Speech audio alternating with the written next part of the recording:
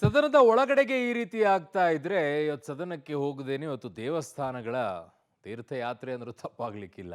ಡಿ.ಕೆ. ಶಿವಕುಮಾರ್ ಅವರು ದೇವಸ್ಥಾನಗಳ ಪ್ರದಕ್ಷಿಣೆಯನ್ನ ಹಾಕ್ತಾ ಇದ್ದಾರೆ. ಕಾರಣ ಏನೇನೋ ಆಸೆಗಳಿರ್ಬೋದು, ಏನೇನೋ ಕನಸುಗಳಿರ್ಬೋದು, ದೇವರ ಹತ್ರ ಪ್ರಾರ್ಥನೆಗಳಿರ್ಬೋದು. ಹಿಂದೆ ಒಂದಿಷ್ಟು ಹರಕೆಯನ್ನು ಕಟ್ಕೊಂಡಿದ್ರಂತೆ, ಅದು ಈಡೇರಿದೆ. ಹಾಗಾಗಿ ಇವತ್ತು ದೇವಸ್ಥಾನಕ್ಕೆ ಹೋಗಿದ್ರು. ಮುಂದೆ ಇನ್ನೊಂದು ಕಟ್ಕೊಂಡಿದ್ದಾರೆ, ಅದು ಈಡೇರಿದ್ರೆ ಮತ್ತೆ ಬರ್ತೀನಿ ಅಂತ ಹೇಳಿದ್ದಾರೆ. ಅದರ ಮಧ್ಯದಲ್ಲೂ ಕೂಡ ದೇವಸ್ಥಾನದಲ್ಲಿ ನಿಂತ್ಕೊಂಡು ಕುರ್ಚಿ ವಿಚಾರದಲ್ಲೂ ಮಾತನಾಡಿದ್ದಾರೆ. ಏನು ಹೇಳಿದ್ದಾರೆ ಡಿ.ಕೆ. ಶಿವಕುಮಾರ್ ಅವರು? ಯಾವ್ಯಾವ ದೇವಸ್ಥಾನಗಳಿಗೆ ಹೋಗಿದ್ರು? ಸ್ಟೋರಿ ಇಲ್ಲಿದೆ. ಕುರ್ಚಿ ಕದನದ ಮಧ್ಯೆ ಡಿಕೆ ಟೆಂಪಲ್ ರನ್. ಕಾರ್ಯಸಿದ್ಧಿಗಾಗಿ ಶಕ್ತಿ ದೇವತೆಯ ಮೊರೆ. ಅಂದಲೇ ಜಗದೀಶ್ವರಿ ದೇವಿ ದೇಗುಲದಲ್ಲಿ ಏಕಾಂತ ಪೂಜೆ.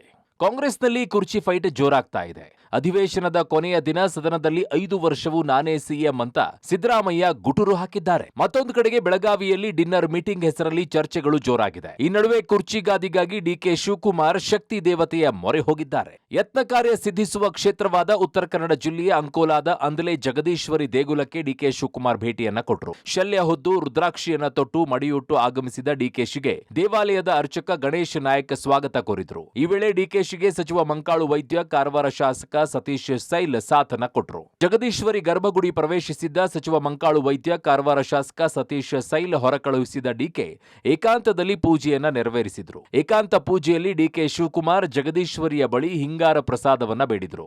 ಅರ್ಚಕ ಗಣೇಶ್ ನಾಯಕ್ ಪೂಜಾ ಕೈಂಕರ್ಯಗಳನ್ನ ನೆರವೇರಿಸಿಕೊಟ್ರು. ಈ ಹಿಂದೆ 2019ಕ್ಕೂ ಡಿಕೆ ಶಿವಕುಮಾರ್ ಇದೇ ಕ್ಷೇತ್ರಕ್ಕೆ ಭೇಟಿಯನ್ನ ಕೊಟ್ಟಿದ್ರು. ಆಗ ಸುಮಾರು 3 ತಾಸು ದೇವಿಯ ಮುಂದೆ ನಿಂತು ಹಲವು ಪ್ರಶ್ನೆಗಳನ್ನ ಕೇಳಿದ್ದ ಡಿಸಿಎಂಗೆ ಬಲಭಾಗದಿಂದ ಹಿಂಗಾರ ಪ್ರಸಾದವನ್ನ ದೇವಿ ನೀಡಿದ್ದಳು.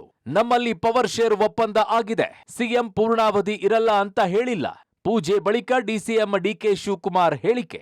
ಇನ್ನು ಪೂಜೆ ಬಳಿಕ ಮಾತನಾಡಿದ ಡಿಸಿಎಂ ಡಿಕೆ ಶಿವಕುಮಾರ್, 5 ವರ್ಷದ ಹಿಂದೆ ಈ ಸ್ಥಳಕ್ಕೆ ಬಂದು ಹರಕೆ ಕಟ್ಟಿದೆ, ಅದು ಈಡೇರಿದೆ.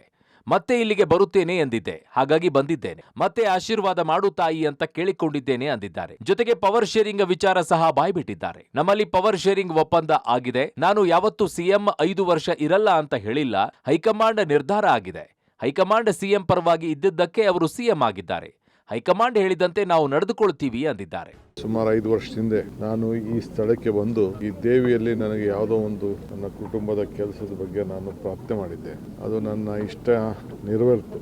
ಮತ್ತೆ ಬರ್ತೀನಿ ಅಂತ ನಾನು ಬೇಡಿಕೆ ಮಾಡ್ಕೊಂಡಿದ್ದೆ. ಈ ಸಂದರ್ಭದಲ್ಲಿ ಬಂದು ಭೇಟಿ ಮಾಡಿ ಆ ತಾಯಿಗೆ ನಾನು ನಮನವನ್ನು ತಿಳಿಸಿ ಆಶೀರ್ವಾದ ಮಾಡು ತಾಯಿ ನನಗೆ ಹೇಳಿ ಕೇಳ್ಕೊಳ್ಳಿಕ್ಕೆ ಬಂದಿದ್ದೇನೆ. ಕಮಾಂಡ್ ಇರೋದಕ್ಕೆ ಅವ್ರು ರಾಜ್ಯದ ಮುಖ್ಯಮಂತ್ರಿ ಆಗಿದ್ದಾರೆ. ಪಕ್ಷ ನಿರ್ಧಾರ ಮಾಡಿರೋ ಪ್ರಕಾರ ಅವರಿದ್ದಾರೆ. ನಾನು ಅವರಿಬ್ರು ಒಪ್ಪಂದಕ್ಕೆ ಬಂದಿದ್ದೀವಿ. ಪಕ್ಷ ಏನು ಹೇಳ್ತದೆ ಹಂಗೆ ನಾವೆಲ್ಲ ಸೇರಿ ನಡ್ಕೊಂಡು ಹೋಗ್ತೇವೆ. ರಾಜ್ಯದಲ್ಲಿ ಪವರ್ ಶೇರಿಂಗ್ ಬಗ್ಗೆ ಚರ್ಚೆ ನಡೆಯುತ್ತಿರುವ ಬೆನ್ನಲ್ಲೇ ಉಪಮುಖ್ಯಮಂತ್ರಿ ಡಿ.ಕೆ. ಶಿವಕುಮಾರ್ ಅವರು ಅಂಕೋಲಾದ ಆಂಧ್ರದಲ್ಲಿರುವಂತಹ ದೇವಿ ಸನ್ನಿಧಿಯಲ್ಲಿ 1.5 ತಾಸುಗಳ ಕಾಲ ಹೆಚ್ಚು ಕಾಲ ಇಲ್ಲಿ ಏಕಾಂತದಲ್ಲಿ ದೇವಿಯಲ್ಲಿ ಪ್ರಶ್ನೆಯನ್ನು ಕೇಳಿದ್ದಾರೆ.